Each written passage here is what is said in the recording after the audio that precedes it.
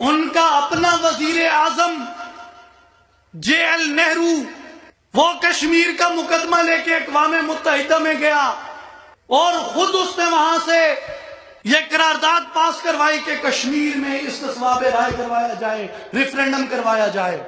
और अक़वाम मुत्तहिदा ने 3 से ज़ायद कमीशन उस पर बनाए।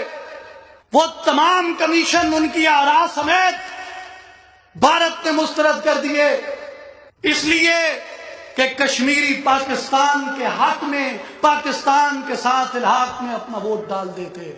मैं समझता हूं कि 2 लाख से ज्यादा कश्मीरियों की शहादतें, वो बेवाएं, वो यतीम और हजारों के हिसाब में लुटने वाली वो इज्जतें, वो पाकिस्तान के साथ इल्हाक कश्मीर का रेफरेंडम हो चुका है।